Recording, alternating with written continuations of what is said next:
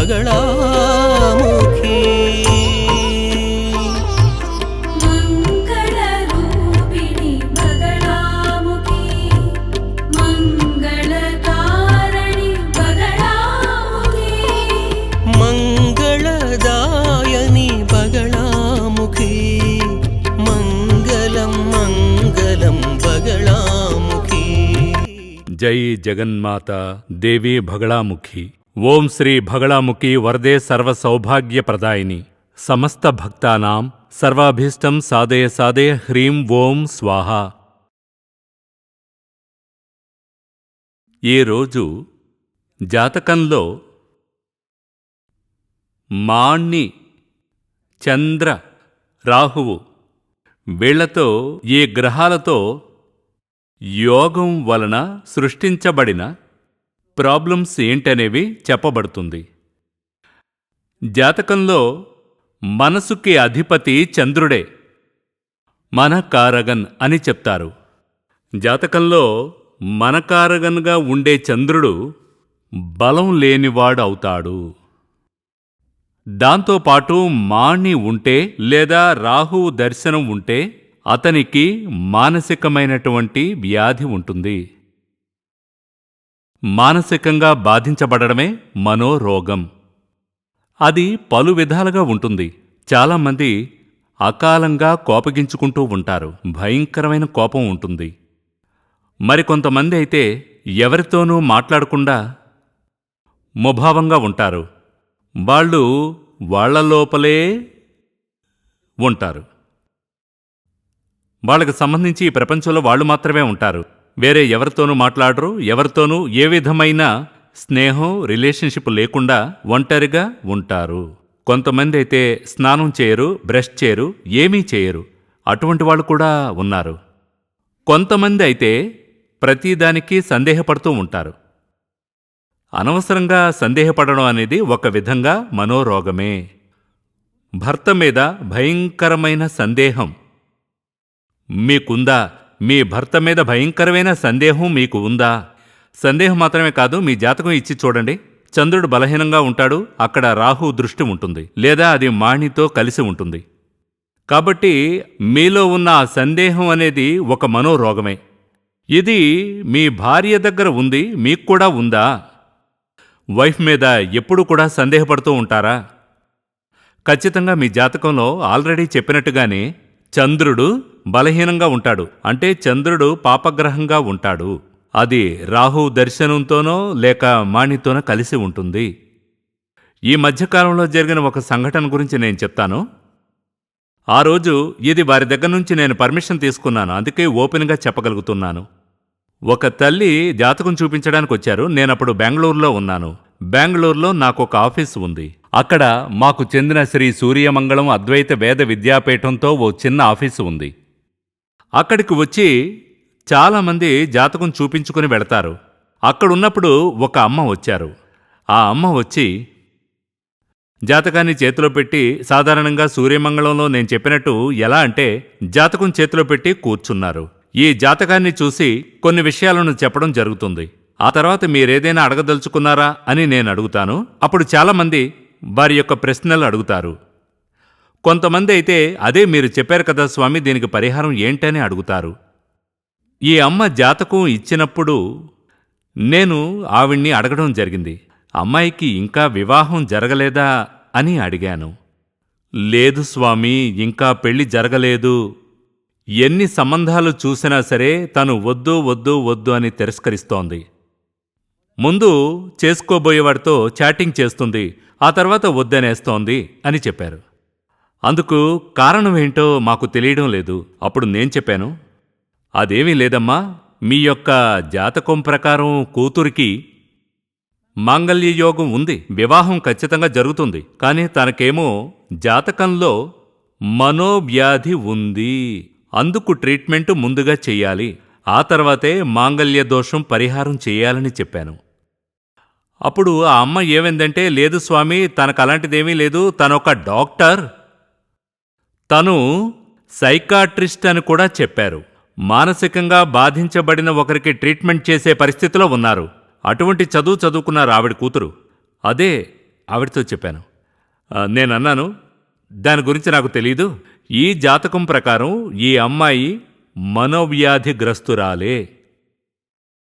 అందుకనే నాకు అబ్బాయి వద్దు వద్దు వద్దు వద్దని వాయిదా వేస్తూ ఉంది. ముందుగా అందుకు ట్రీట్మెంట్ ఇవ్వకుండా మీరు పెళ్లి చేసినా కూడా పెళ్ళైన తర్వాత మహా అయితే 1 నెల కలిసుంటారు, ఆ తర్వాత విడిపోతారు. ఈ అమ్మకి నా మాటల్లో నమ్మకం కలగలేదు. ఏంట్రా ఇది, నా కూతురే సైకాట్రిస్టు, అటువంటి తనకే మనోవ్యాధి అది ఇది అని తను చెప్తున్నారేంటి అని ఆవిడ అసంతృప్తితో వెళ్ళిపోయారు. తరువాతి రోజు ఆవిడిది శుక్రవారం నాడు చెప్పారు. ఆదివారం నాడు ఆవిడ మళ్ళీ నా దగ్గరకు వచ్చారు. ఆవిడ బయట నుంచి లోపలికి వచ్చినప్పుడే నాకు తెలుస్తుంది, ఎందుకంటే నేను లోపలే జ్యోతిష్యం చూస్తాను. లోపలికి వచ్చినప్పుడు ఆవిడతో పాటు ఒక లేడీ కూడా ఉంది. అప్పుడు నేను అడిగాను, మీరు 2 రోజుల ముందు ఇక్కడికి వచ్చారు కదా అని. అవును స్వామి, ఈరోజు నా కూతుర్ని స్వయంగా తీసుకొచ్చాను, ఆవిడ జాతకం చూడండి అన్నారు. ఈ అమ్మాయికే కదా నిన్న జాతకం చూశాం కాదా? అవును, తనకే చూశారు అన్నారు. కానీ తను మీతోనే మాట్లాడతానంది, అందుకే తనని నాతో పాటు తీసుకొచ్చాను అని అన్నారు. సరే కూర్చోమన్నాను, కూర్చున్నారు. అప్పుడు ఆ అమ్మాయి, అమ్మా నువ్వు బయటికి వెళ్ళు, నేను స్వామివారితో మాట్లాడతాను అంది. ఆవిడ బయటికి వెళ్ళిపోయారు. ఆ అమ్మాయి లోపల కూర్చుంది. అప్పుడు ఆ అమ్మాయి నన్ను అడిగింది, స్వామి నాకు జాతకంలో అంత నమ్మకం లేదు, నేను జాతకం చూపించడానికి రాలేదు. మరైతే ఎందుకొచ్చావమ్మా అని అడిగాను.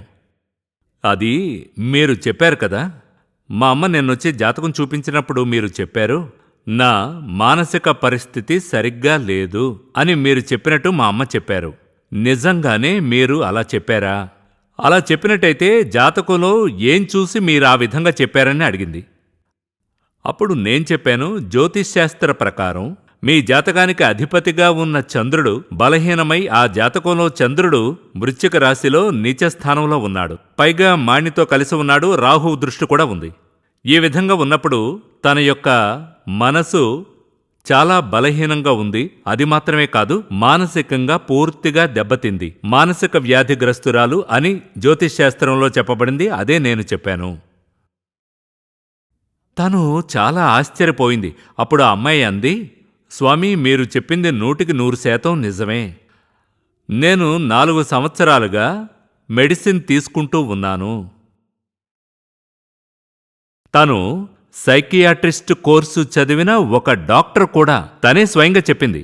గత 4 ఏళ్ల నుంచి నేను మందులు వాడుతున్నాను అని.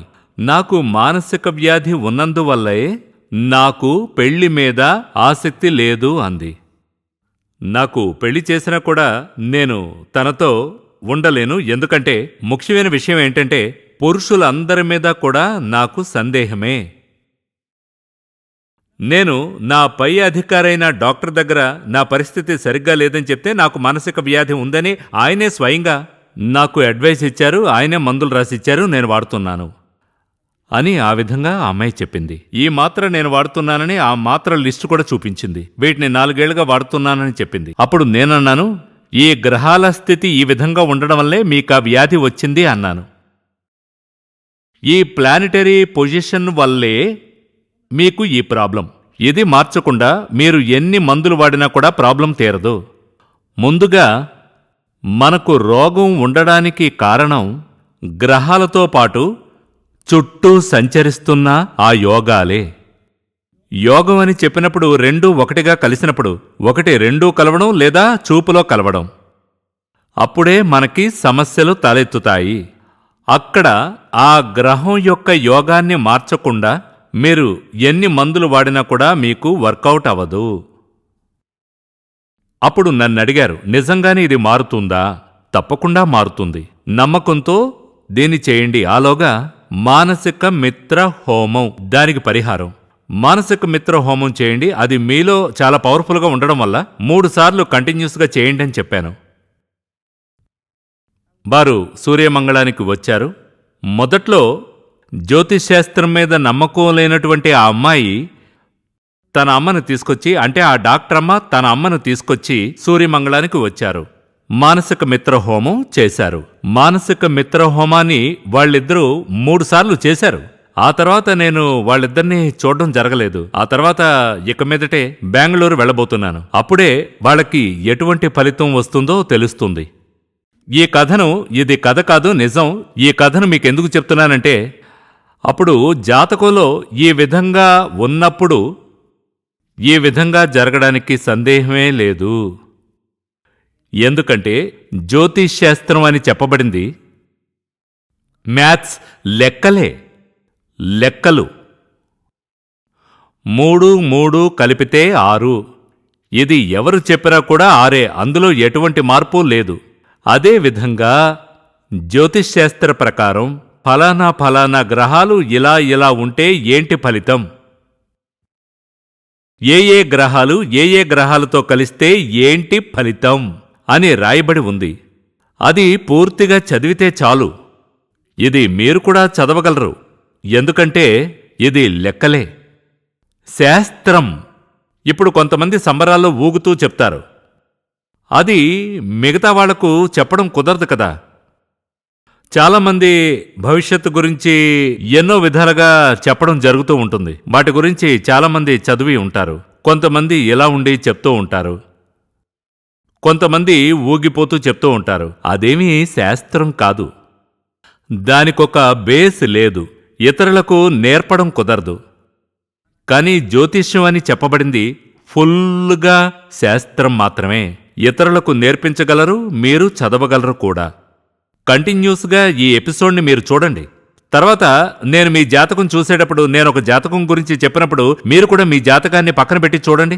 లేదా నేను చెప్పిన అనుభవం మీ జాతకంలో గాని జీవితంలో గాని ఉంటే మీ జాతకాన్ని ఒకసారి చూడండి, 100% అలాగే ఉంటుంది. కొంతమంది వచ్చి చెప్తూ ఉంటారు, స్వామి మీరు చెప్పింది విన్నాను, నా జాతకం మొత్తం మీరు చెప్పినట్టే ఉంది అన్నారు. మీరు చెప్పింది పూర్తిగా విని ఆ తర్వాత నా జాతకం పక్కన పెట్టి చూశాను, అలాగే ఉంది, దానికి పరిహారం చేయడానికే నేనొచ్చాను అని అన్నారు. కానీ నేను చెప్పింది మీకు అర్థం అవ్వాలంటే కాస్తైనా జ్యోతిష్యం గురించి మీకు తెలుసుండాలి, కొంచెం ఆసక్తి కూడా మీకుండాలి. ఏమీ తెలియని వ్యక్తులైతే నేను చెప్పింది అర్థం కాదు. లగ్నం ఏంటి, 5వ భాగం ఎంత, 6వ భాగం ఎంత, ఇవేమీ మీకు తెలియదు. మీకు కొంచెం అవగాహన ఉండాలి. కొంచెం జ్యోతిషం అంటే ఏంటో తెలుసుంటే ఖచ్చితంగా నేను చెప్పేది 100% నిజమని మీరు అర్థం చేసుకుంటారు. అంతేకాదు రెగ్యులర్గా నా దగ్గరకు వస్తే మీ జాతకం గురించి మీరే తెలుసుకుంటారు, అందులో ఎటువంటి సందేహం లేదు. అయితే కొంతమంది నా దగ్గరకు వచ్చి ఇలా అంటున్నారు, మీ ఎపిసోడ్స్ చూసి చూసి ఇప్పుడు నేనే జాతకాలను చూస్తున్నాను స్వామి అంటున్నారు. నా ఫ్రెండ్ వచ్చి ఇలా ఉంది, నా ఫ్రెండ్ వచ్చి ఇలా ఉంది అన్నప్పుడు ఖచ్చితంగా నీ జాతకంలో అలా ఉంటుందని చెప్పాను, అదే నిజమవుతుంది. అలా అని వాళ్లే నాతో చెప్తున్నారు. అందుకే మనం మనోవ్యాధి అనేది ఉంటే గనక జాతకంలో చంద్రుడు బలహీనంగా ఉన్నాడని అర్థం. అంటే చంద్రుడు పాపగ్రహంగా ఉన్నాడు. పాపగ్రహంగా ఉన్నటువంటి చంద్రుడు రాహువో కేతువో యోగం చేసినా లేదా దృష్టి చేసినా ఖచ్చితంగా మనోరోగమే. మనోరోగమని చెప్పబడేవేంటంటే సందేహం, భయం. భయం అది ఒక మనోరోగమే. ఎంతో భయంకరంగా భయపడిపోతారు. తన నీడను చూసి దెయ్యాలు భూతాలని అనుకుంటారు. కొంతమంది అంటూ ఉంటారు, నా రూంలో ఎవరో తిరుగుతున్నట్టుగా ఉంది అని, ఏదో వాసన వస్తోంది, అడుగుల చప్పుడు రోజూ వినబడుతోంది, గజ్జెల శబ్దం వినబడుతోంది. ఇదంతా మనోవ్యాధి, అందులో సందేహం లేదు. ఇలా ఒక్కొక్కరు ఒక విధంగా చెప్తున్నప్పుడు మామూలుగా ఎవరైనా స్వామీజీ దగ్గరకు వెళ్ళి ఇదంతా చెప్తే ఆయన ఏమంటారు, అమ్మవారు వస్తున్నారు అందుకే గజ్జెల సౌండ్ వినబడుతోంది అని అంటారు. కానీ అదేమీ కాదు, ఇది మనోవ్యాధే. కొంతమంది అంటూ ఉంటారు, నాకు దెయ్యం పట్టింది స్వామి. కొంతకాలం క్రితం ఒక ఆవిడొచ్చి నాతో అన్నారు, రక్తపిశాచి వచ్చి నా గుండెల మీద కూర్చొని రక్తం తాగుతాను అందట. నేను ఆవిడ భర్తతో అన్నాను, ఈవిడ్ని వెంటనే ఒక సైకాట్రిస్ట్ డాక్టర్ దగ్గరికి తీసుకువెళ్ళండి అని. అదే ఆవిడ ప్రాబ్లం. సైకలాజికల్ ట్రీట్మెంట్ ఆవిడికి అవసరం. మంచి సైకియాట్రిస్ట్కి చూపించండి. మానసిక వైద్య నిపుణుడి దగ్గరికి తీసుకువెళితే వ్యాధి నయమవుతుందని ఆవిడ భర్తతో చెప్పాను. నేనెందుకు చెప్తున్నానంటే అదంతా మనోవ్యాధి వల్ల వచ్చిందే. జాతకంలో చంద్రుడు బలహీనంగా ఉండడం వల్ల, పాపగ్రహంగా ఉండడం వల్ల ఖచ్చితంగా అందుకు రాహువు కేతువులు సంబంధం ఉంటే మానసిక రోగులే అవుతారు. అందుకు మానసమిత్ర హోమం చెయ్యాలి. మీరు ఎన్ని మందులు వాడినా కూడా ఆ గ్రహాల స్థానం అలా ఉన్నంత వరకు మీకు ఖచ్చితంగా మంచి ఎన్నటికీ జరగదు. ఆ గ్రహస్థితికి సరైన పరిహారం చేస్తేనే మీకు సంపూర్ణమైన రోగశాంతి లభిస్తుంది. జై జగన్మాత దేవీ బగళాముఖి. సమస్త భక్తానాం సర్వాభీష్టం సాధయ సాధయ హ్రీం ఓం స్వాహ. శ్రీ సూర్యమంగళం అద్వైత వేద విద్యాపీఠంలో తాంత్రిక పూజల్లో సిద్ధహస్తులైన ఎందరో ఆచార్యులు అమావాస్య, పౌర్ణమి రోజుల్లో ప్రత్యేక యాగాలు నిర్వహిస్తారు. ఈ యాగాల్లో పాల్గొనడం ద్వారా తల్లి శ్రీ బగళాముఖీదేవి అనుగ్రహం వల్ల సర్వదోషాలూ పోయి సకల సౌభాగ్యాలు మనకు కలుగుతాయి. శ్రీ సూర్యమంగళం అద్వైత వేద విద్యాపీఠం జ్యోతిష్యం, ప్రశ్నలు, వాస్తు, తాంత్రిక పూజలు మరియు వేదయాగాలు నిర్వహిస్తారు. సంప్రదించవలసిన నంబర్ 7305442299 7305442299. చెన్నై, కోయంబత్తూర్, బెంగళూరు, హైదరాబాద్, విజయవాడ, ఢిల్లీ, ముంబై, తిరునల్వేలి, టెక్సాస్.